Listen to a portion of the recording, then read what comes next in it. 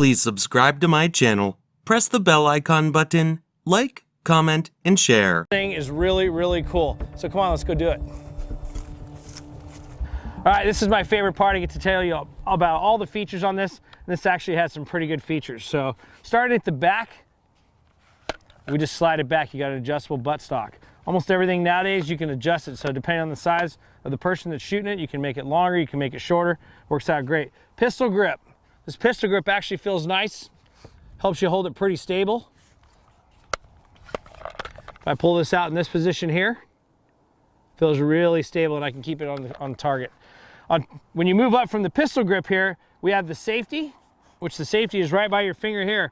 The one thing with the safety is you can't reach it with your thumb on the opposite side. So when you get ready to fire, you just press this thing in and then you're ready to fire. Once you pull the trigger, it has to be cocked again before you can fire it and load another bolt inside there. So we can push it back in from the opposite side. The one thing about the bolt is it's ambidextrous. I can move it from to the left side or on the right side. All you have to do is unscrew it and then screw it back in on the opposite side. Line up the screws and the threads and you're good to go.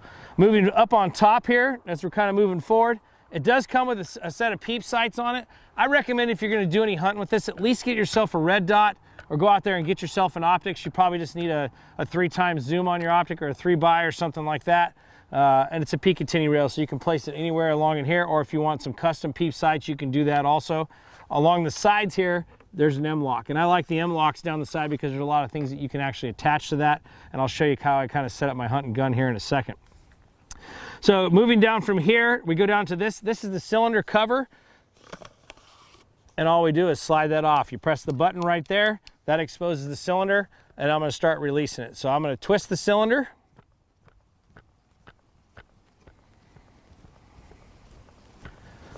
And I'll start to hear a little bit of air come out.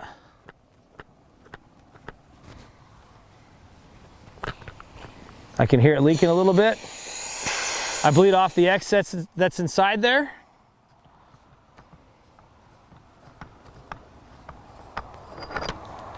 Cylinder off there. Then what I'm going to do is go ahead and take a brand new one.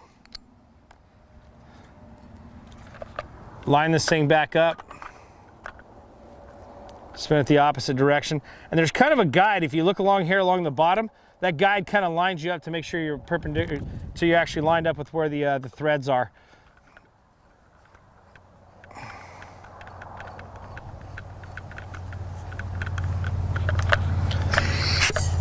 All right, and I can hear it charge through there.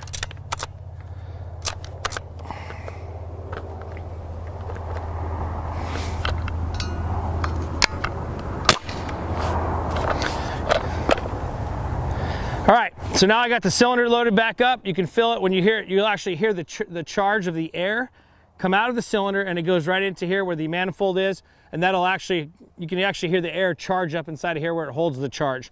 So as soon as I get done with that, I want to slide the cylinder cover back over the end, and it just locks right back in place. Once you lock it in place, you're good to go.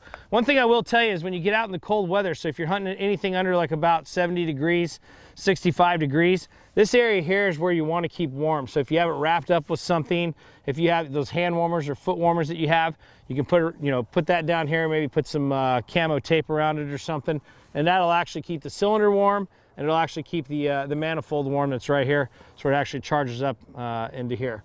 Because this area here, after you fire it a couple times, you'll start to feel this cool down. On a day like today, I don't really need it, but if it's really cold outside, you're hunting, sub 65, sub 70, somewhere in that area, you can warm it up. But that's if you're shooting a lot of shots right in a row. If you're just going out for one shot, obviously temperature affects the pressure inside the cylinder. So what do we do from here? I got this thing loaded up, it's charged up, ready to go. The arrows they're 14 point inches, or the bolts are 14.8 inches long. So on the front of the gun here, you can see this little air tube. You just line it up over the top and slide it down. So once we slide it down in this position, if you don't lock it in, the arrow will slide off the end. When I say lock it in, there's a little O-ring down there. When you press, it just locks into position. Now, if you are using a broadhead, make sure you're careful, because down here on the end will be a broadhead. You'll have to reach up high here and push it back into position until it pops in place, or you can push it against a tree or whatever you want to do while you're out there. So right now I've got it loaded up. I've got the gun ready to go. Fresh tank. All I have to do is charge it, take the safety off, put it downrange on target, and I'm good to go. So I'm gonna go ahead and charge it. Take the safety off, and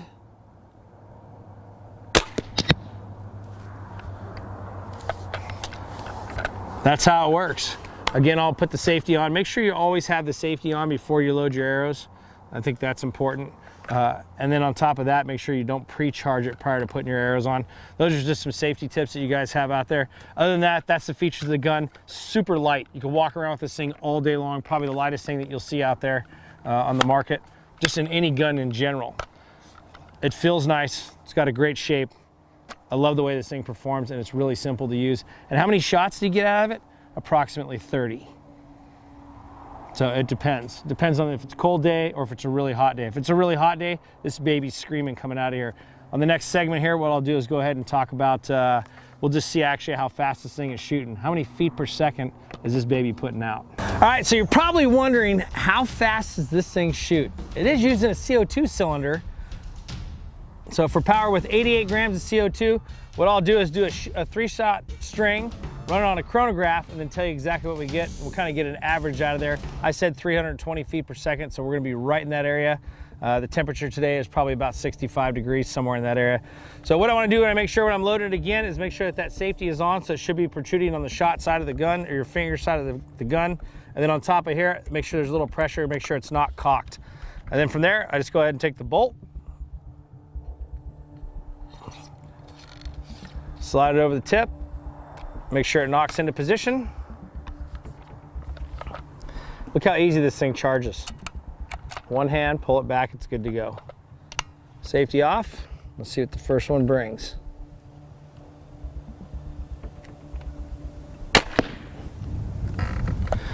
"333 feet per second. That's on the first one. So safety back on.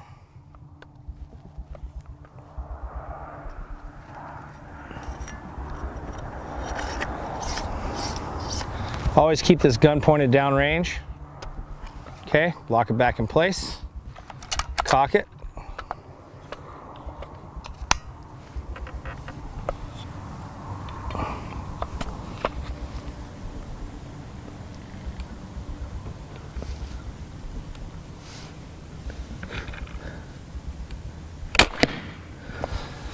"332 feet per second. We're hanging pretty tight there. I like that. I like it a lot. Load up another area. Oh, I gotta make sure I put the safety back on. I'm not charging it yet. Make sure it presses in on the end. I feel that little bit of resistance. It kind of pops onto there. Good to go. Rack it. Safety off.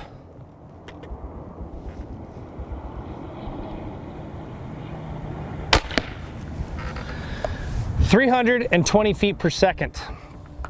So with the 3-shot string, we shot 333, 332, and 320 feet per second. So that's about the range we're gonna get, somewhere in that area. 320, it'd be about 325 feet per second roughly.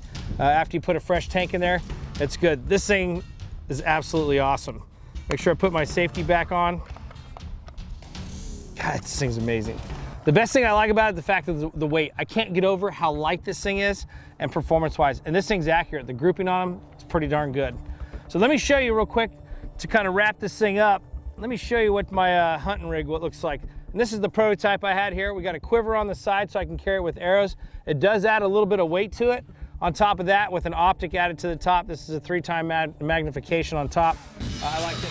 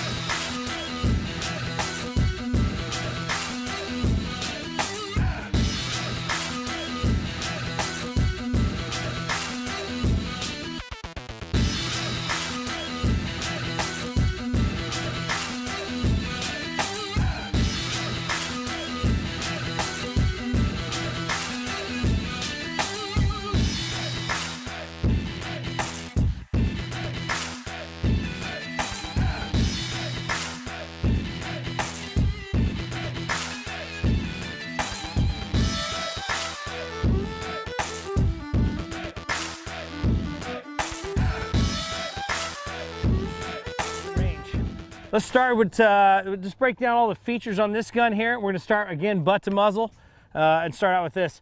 Overall, it's got like a pistol grip stock here, but if you look from this end of it here, there's a little connector piece that goes in there. It feels like a little bit better stability. I can rest my hand against it. The stock feels a little bit thin, and it feels great. Everything, you know, I don't like my stocks bolty. This thing actually snugs up perfect.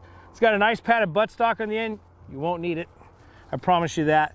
Nice, you see this chrome bolt that you have here? You rotate this up, pull it back, it'll actually charge it. And then on top of that, you got a 4x32 Axion scope.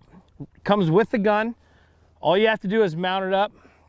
My recommendation when you mount this thing up is put it a little bit further back on the rail, because the gun's not going to scope you. Put it a little bit further back on the rail, you go from there. Trigger feels really nice, at least the texture and the touch on it does. It should be good to go. On the bottom down here, you have your gauge, and your gauge shows you how much air you actually have in it. And moving on up forward here, you can mount up Picatinny rails. It actually comes on that, and then you can, if you want to, I got a quiver attachment attached to mine, so I can actually attach my quiver while I'm out hunting. I don't have to carry anything on my back. It protects my broadheads. It does everything for me.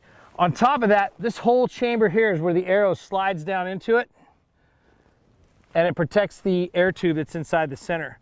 So you're probably wondering at this point here, how do I charge this thing up? Because you don't see any Foster fittings or anything like that. So what they actually send you is they send you a little kit that has O-rings.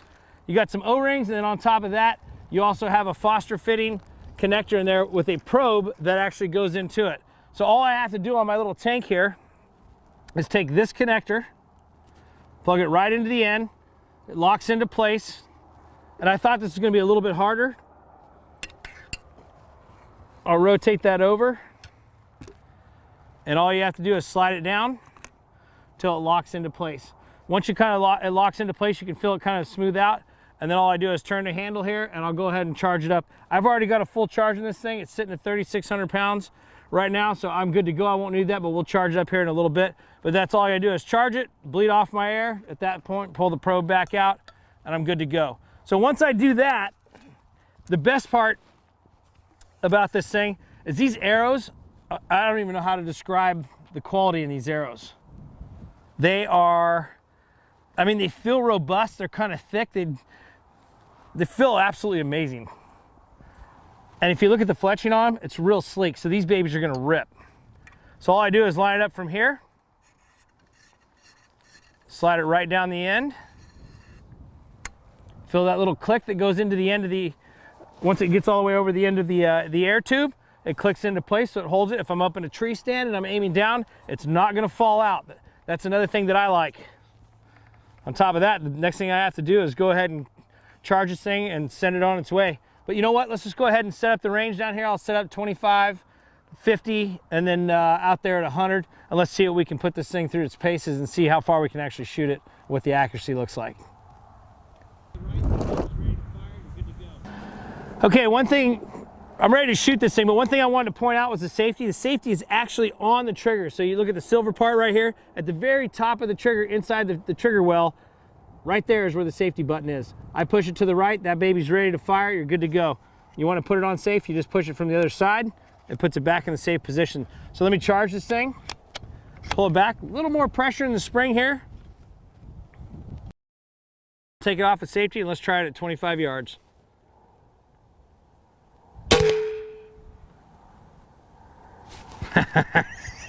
I love it. That thing's got some speed. I can feel a little bit more push on this thing here, but we're pushing 350 grains, so why wouldn't it? All right, let me safe this up and we'll go down and check the target.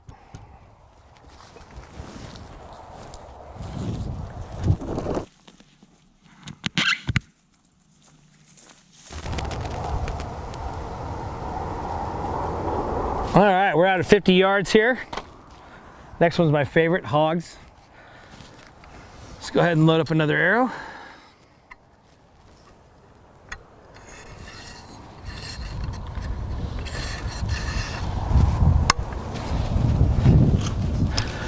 All right, this thing's good to go. All right, safety's in the on position. Go ahead and charge it. So we're out at about 50 yards here. I'm gonna hold dead on, same as what I was shooting at 25, and we'll see how this hits.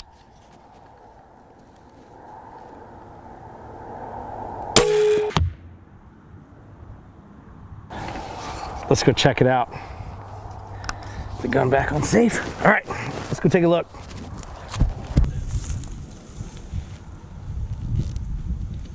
Ooh. Holy smokes. Whew. All right, we got a dead pig. I like that. So now what we're gonna do is push out to the whitetail. He's out there at distance. Inside the scope, I have some lines inside there that actually I can use to make my adjustments. At 50 yards, that thing was exactly where I aimed and put it. So we'll see out at 100 yards here. I'm actually gonna probably hold over a little bit on out at 100 yards just to make sure. We do have a little bit of wind today, so there might be a little bit of drift. We'll see. Click. Check my air. We're looking good. Thing hardly uses any air. I guess if you're getting 30 shots out of it, that's freaking awesome. All right.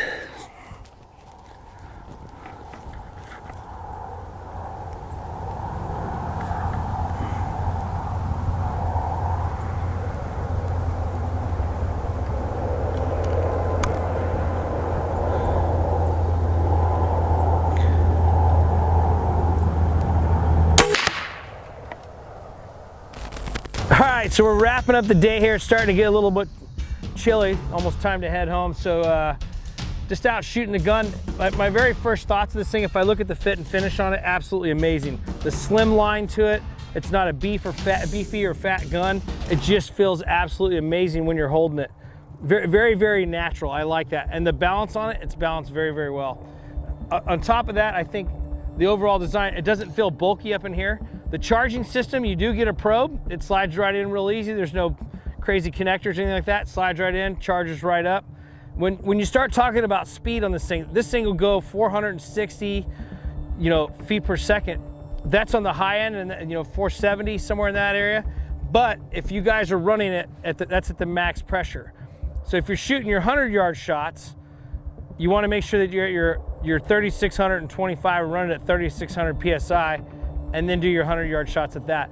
For sighting in the gun for accuracy purposes, what I would do is I would actually sight it in at 25, make sure you're on, because you're gonna pump through some of these if you're out shooting in the woods. Make sure you have a good backstop, maybe have some hay bales or something back there. But I would sight it in probably at 50 yards, if that's what you're using for the hunting distance. And then you can hold under at 25, and then you'll have to hold a little bit when you get out there at 100 yards. It has no problem. It definitely groups. That's one of the things it does. If I make a mistake, then that's usually where the error is. It's errors on me. For the sound, I guess if I have to place the sound in something there, it's not as loud as a big bore. It's actually pretty quiet, but the shroud kind of takes a lot of that sound down a little bit, but it's not as loud as a big bore. It's a little bit louder than most of your like 25 caliber PCPs. If you want to compare it to anything that's out there on the market right now, it's great. In the scope, there is some things here. Just kind of finish it up when you mount the scope up, you can put it forward or backwards. Once you get the scope mounted, you do have some bars in there that you can line things up. You're gonna have to figure out how that works for you, depending on where you sight it in. If you sight it in at 25 yards, there's gonna be a holdover. If you're going out at 50 yards, at 75 and 100. You just have to have your good dope, and after that, I have no problem with this thing. It's gonna be a lethal gun. Umarex Air Saber. Thanks for watching. Product buying links are given in the video description.